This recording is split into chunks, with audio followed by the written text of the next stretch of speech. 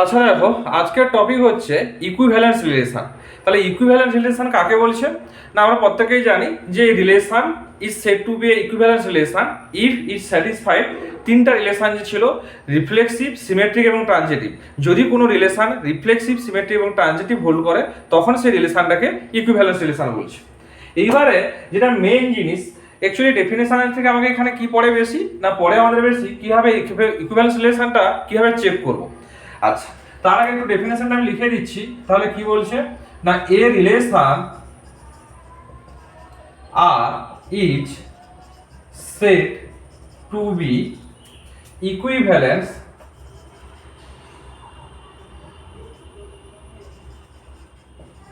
Relation if it satisfied কি কি, একে রিফ্লেক্সিভ, দুয়ে সিমেট্রিক, তিনে হচ্ছে ট্রানজিটিভ। তাহলে কোনো একটা রিলেশন যদি রিফ্লেক্সিভ, সিমেট্রিক এবং ট্রানজিটিভ হয় সেই রিলেশনটাকে ইকুইভ্যালেন্স রিলেশন বলছি। এইবারে তোমাকে একটা কোনো রিলেশন দেওয়া থাকলো, সেই রিলেশনটা ইকুইভ্যালেন্স নাকি চেক করব। ফর এক্সাম্পল আমি একটা নিচ্ছি, দেখো সাপোজ এ একটা সেট আছে, তাতে বলা আছে আমার 1 2 3 তিনটা এলিমেন্ট আছে। তার সাথে একটা রিলেশন আমি ডিফাইন করেছি কি না 1 2 2 1 আর একটা 3 3। তাহলে এই তিনটা এলিমেন্ট নিয়ে আমি একটা রিলেশন ডিফাইন করেছি। এবার আমি বলছি এই রিলেশনটা ইকুইভ্যালেন্স হবে নাকি তোমাকে চেক করতে বলছি। তাহলে দেখো প্রথমে আমি চেক করব রিফ্লেক্সিভ। তাহলে রিফ্লেক্সিভের ক্ষেত্রে দেখো, আমি যদি রিফ্লেক্সিভটা চেক করি, রিফ্লেক্সিভের ক্ষেত্রে আমার নিয়ম কি বলছে না, এই সেটে যে এলিমেন্টগুলো থাকবে এখানে কি আছে 1 2 3। তাহলে সেই সমস্ত রিলেশনগুলো রিফ্লেক্সিভ হবে যেখানে 1 1 2 2 আর 3 3 এই তিনটা মাস্ট থাকবে, তাদেরকেই আমরা রিফ্লেক্সিভ রিলেশন বলবো। এখানে দেখো একটা কথা বলে রাখি, যদি এক্সট্রা আমার কোনো এলিমেন্টও থেকে যায়, ফর এক্সাম্পল আমি নিচ্ছি সাপোজ 1 2 থেকে গেল বা 1 3 থেকে গেল, তাতেও কিন্তু কোনো অসুবিধা হবে না, কারণ আমার 1 1 2 2 3 3 এটা থাকলেই হবে। এক্সট্রা এলিমেন্ট থাকলেও থাকতে পারে, না থাকলেও থাকতে পারে। তাহলে সেই সমস্ত রিলেশনগুলোকে কি বলবো, রিফ্লেক্সিভ রিলেশন। কিন্তু এখানে দেখো আমার কি আছে, শুধুমাত্র 3 3 আছে। দেখো এখানে 1 1 ও নেই, 2 2 ও নেই রিলেশনের মধ্যে। তাহলে এই যে রিলেশনটা কখনো রিফ্লেক্সিভ রিলেশন হবে না, রিফ্লেক্সিভ রিলেশন আমার হচ্ছে না। এরপরে দেখো আমি চেক করব কি, সিমেট্রিক।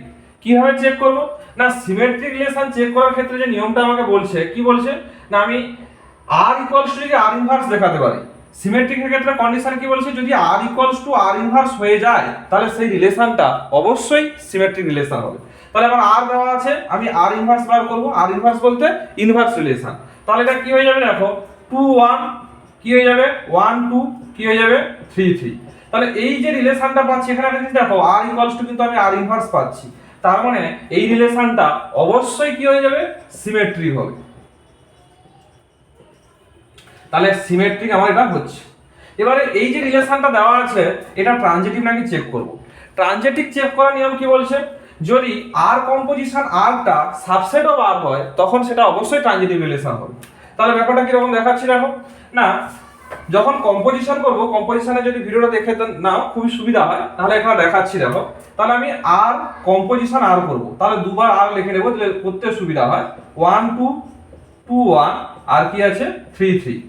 আমি আবার একবার লিখবো r ইকুয়ালস টু 1 2 2 1 আর 3 3। এবার আমি r কম্পোজিশন r করব। যখন r কম্পোজিশন r করব নিচেরটা দিকে দেখবো। আচ্ছা আপনাকে দেখাচ্ছি।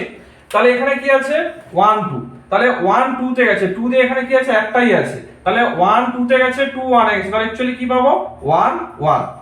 এরপর দেখো 2 1 এ গেছে, তাহলে 2 আবার 1 এ গেছে, কে আসবে না 1 2 তে গেছে, তাহলে কি পাবো 2 2। আবার দেখো 3 3 তে গেছে, এখানেও 3 3 তে গেছে, তাহলে কি পাবো 3 3। তাহলে দেখো এই যে r নট r এটা কি হয়ে যাচ্ছে, নট সাবসেট অফ কি হয়ে যাচ্ছে, r হয়ে যাচ্ছে। তাহলে এই রিলেশনটা কখনো ট্রানজিটিভ হতে পারবে না। দেখো এখানে আমি যে কম্পোজিশনটা পেয়েছি তার সেটা কখনোই সাবসেট অফ r হচ্ছে না, কারণ r কি আছে 1 2 2 1 3 3। দেখো এখানে 3 3 আছে কিন্তু 1 1 2 2 এই সেটে নেই, তার মানে এটা নট সাবসেট অফ r। তাহলে এই রিলেশনটা কখনো ট্রানজিটিভ হতে পারবে না, ট্রানজিটিভ হতে কখনো পারবে না। তাহলে দেখো রিফ্লেক্সিভ চেক করলাম, সিমেট্রিক চেক করলাম, ট্রানজিটিভ চেক করলাম, তাহলে এই রিলেশনটা শুধুমাত্র কি হচ্ছে না, শুধুমাত্র আমাদের ট্রানজিটিভ হচ্ছে। তাই এই রিলেশনটা কখনো ইকুইভ্যালেন্স রিলেশন হবে না। তোমাদের জন্য একটা আমি দিচ্ছি, এটা নিজেরা করে অবশ্যই কমেন্ট সেকশনে জানাও। দেখো সাপোজ তোমাদের জন্য আমি একটা দিচ্ছি, a ইকুয়ালস টু বলা আছে a b c d, আর সমান দিলাম a a b b c c d d a c c a। এই রিলেশনটা ইকুইভ্যালেন্স নাকি চেক করে অবশ্যই জানাও। আচ্ছা দেখো এখানে তোমাদের আমি ইকুইভ্যালেন্স রিলেশনে আর একটা এক্সট্রা ডাটা দিয়ে রাখছি। এক্সট্রা ডাটাটা কি না, যদি দেখো কোনো রিলেশন আইডেন্টিটি রিলেশন হচ্ছে এবং ইউনিভার্সাল রিলেশন হচ্ছে, সেটা চোখ বন্ধ করে তোমরা অবশ্যই ইকুইভ্যালেন্স রিলেশন লিখে দিতে পারো।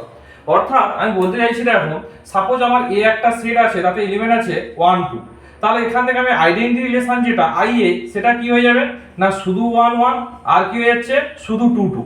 আর যেটা ইউনিভার্সাল রিলেশন সেটা কি হয়ে যাচ্ছে না, অর্থাৎ যেটা হচ্ছে এ ক্রস এ, সেই যে রিলেশনটা সেটা কি আসবে না 1 1 2 2, আর কি আসবে 1 2 আর 2 1।